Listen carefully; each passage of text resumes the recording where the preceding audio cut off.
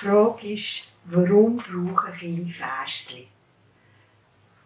Als ich ein Kind war, habe ich von meiner Großmutter und von meiner Mutter Versli gelernt und gehört. Das war dann noch normal. Also zum Beispiel «Liebes Büsseli, böse, böse Katze». Das hätte noch jeder können mit den Kleinen. Oder wie gross ist das Mädchen? So gross ist das Mädchen, so gross ist das Mädchen. Oder so Kribbel-Krebbel-Versli, ein Hundenbär, wo kommt er her, wo will er raus, ins Mädchenhaus. Oder ein Hundenbär, wo will er raus, er will gerade dort aufs Seppli-Haus.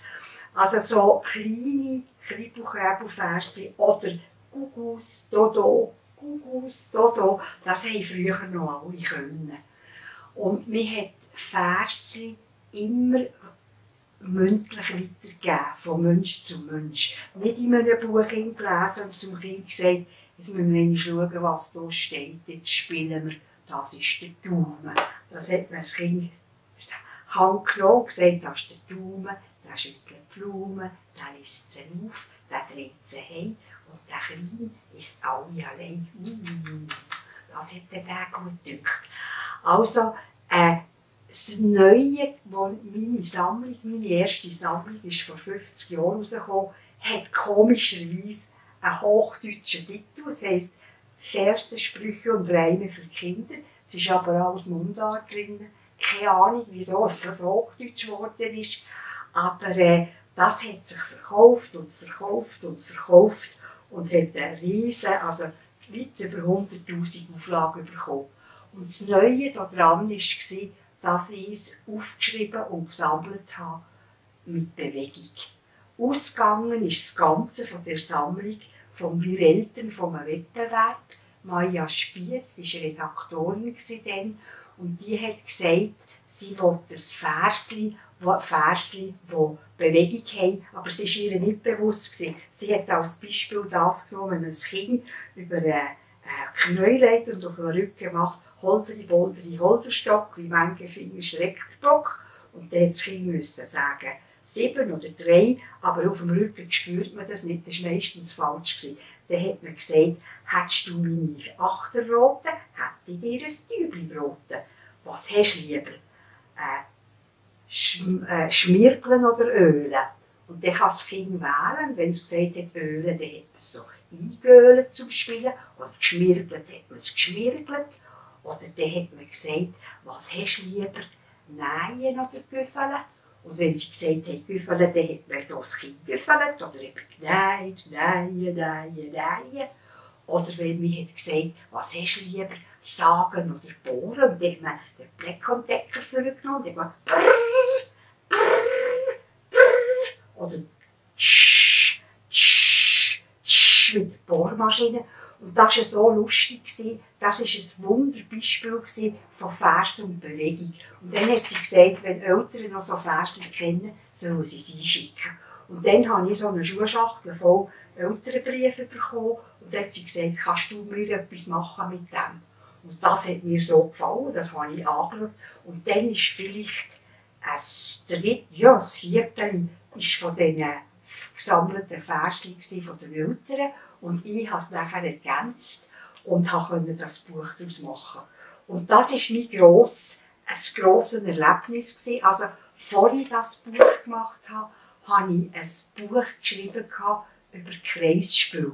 Und dort war mir klar, dass die Kinder hüpfen und singen und klatschen und stampfen. Und das macht kleine Kinder, sie sind wie kleine Tanzbärchen. Das sieht man ja schon, wenn man Musik ablässt, dann tun die alle so tänzeln und haben Freude. Also sie tun bei diesem Versli-Lehren hören, schauen, Bewegung aufnehmen, Töne aufnehmen, sie sammeln Wörter, sie bauen vom Ich zum Du ein Brückli, es gibt eine Beziehung und am Schluss gibt es vom Ich zum Du ein Wir. Sie den Wortschatz erweitern, sie können mit Gefühl spielen. Also es gibt Versli, wo man kucheln und lachen kann. Und es gibt Versli, wo man zum Gleichen schlafen kann oder wo man brüllen und rennen kann. Also es gibt Versli von Tierli, es gibt zum Essen, zum Trinken, zum Schlafen, zum Trösten.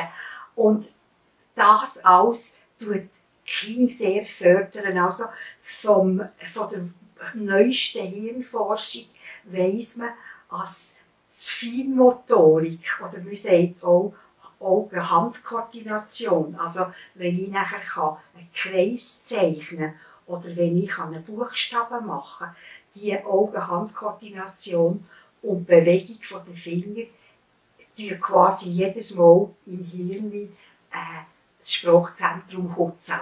Das hilft darum, weil hier sind die Nervenende, wenn man hier drückt, beim Fingervers sagen, nützt das viel mehr, als wenn ich sage, das ist der Daumen, das ist der Pflug, da lässt es auf, da dreht es und der Kleine ist alle allein. Also wenn man das eben rhythmisch sagt und noch drückt dazu und dann noch eine lustige Geschichte hat, die bleibt, dann kommt bei den Kindern der natürliche Wiederholungstick zum Tragen. Dann weiss ich es immer wieder. Und wenn man also mit einem Kind ein Spiel gemacht hat, und das sagt nichts, das tut es nicht spielen mit dem Baby, mit dem Berry oder mit den Holztierchen. Es spielt es nicht mit den anderen Kindern und sagt nicht, machen wir es noch einmal, noch einmal. Dann war es das falsche Kind, falsch verkauft, das falsche Versli, falscher Moment. Also es geht nur, wenn es eine Schwingung gibt, die beim Kind ankommt, die es interessiert. Und darum ist das so wichtig. Also es gibt wirklich Kribbel-Kräbel-Versli für die Kleinen. Dann gibt es die Handgeschichten und Handversli. Aber man kann von Kopf bis durch mit den Kindern spielen. Sagen wir eben wie ein Knopf, der Hose, Knopf, der knallt bis in die Zechen runter, wo man nachher macht, laufen, laufen, laufen, Servola verkaufen. Oder Münziger, Rubige Bern, Münziger, Rubige Bern, Münziger, Rubige Gerlafingen, Münziger, Rubige Bern. Also wenn man Marschversli macht, dann kann man viel besser laufen. Und dann ist aber die Gefahr, dass die Kinder von daheim wir sind von Diek auf den Bölchen gelaufen und unsere haben die ganze Zeit gesagt, 1, 2, 3, 4, 5, 6, 7, ein Hut, ein Stock, ein Regen, ein Schirm. Am Schluss hätte ich die Kinder umdrehen oder an den Wand knallen. Weil das halten wir manchmal als Eltern fast nicht aus. Aber es ist das Beste, was ihnen passieren kann. Das heisst, es ist in diesem Moment ganz wichtig. Aber man muss von diesen Wiederholungen nicht Angst haben. Also die als Student oder als Lehrling nicht mehr stundenlang Gummitwisten oder ganze Körper voll Schiffli falten oder eben ein Marschversli sagen, wie vergiftet. Dann können wir wieder gehen, wenn es genug gespielt ist, kommt wieder etwas Neues.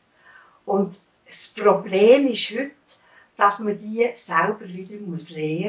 Man kann es also nur weitergeben, wenn ich so aussen kann, wenn ich einen Rucksack habe, vielleicht von Handgeschichten, von eben Trostversli, von Schlafversli, von Schnellsprechern, so wie Fischers Fritz, fischt frische Fische, frische Fische, fischt frisches Fritz. Also wer so etwas kann, der hat ein lockeres Mundwerk, der kann schnurren und muss nachher eben weniger zur Logopädin, weil wenn ich Mund nicht bewegen kann, wenn ich die Zungenmuskeln nicht gelegt habe, dann muss ich zur Logopädin. Also das heisst, wenn man im richtigen Moment mit dem richtigen Kind die richtigen Sachen, die es interessiert, spielt, dann habe ich wie Rückenwind beim Segeln, dann geht das einfach wie durch den Anker.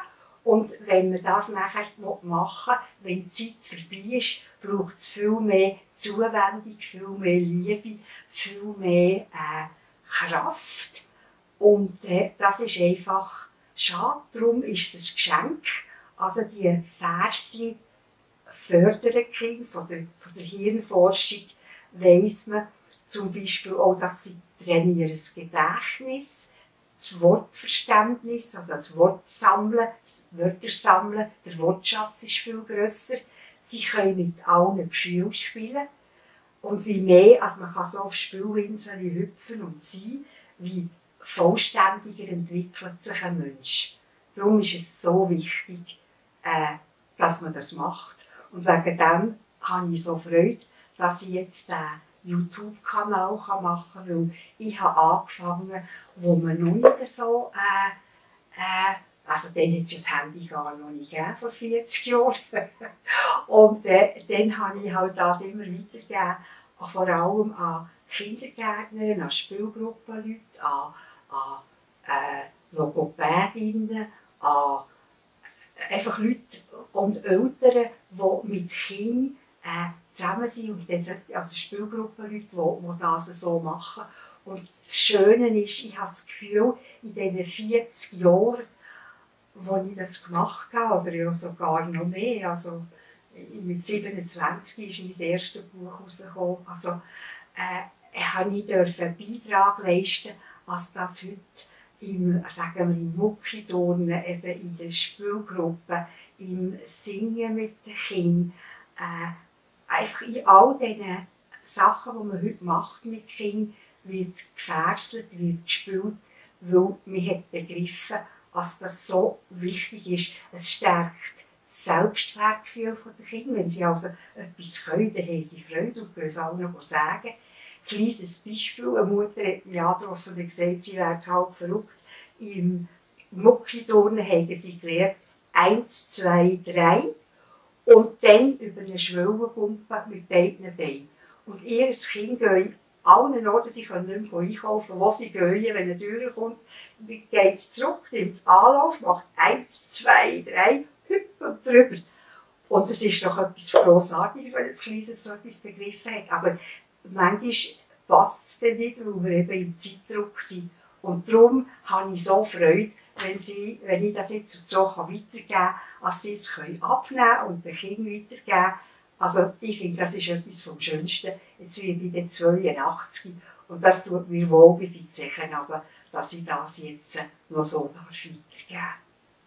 Darum bin ich überzeugt und aus Erfahrung weiss ich, Kinder brauchen Versli.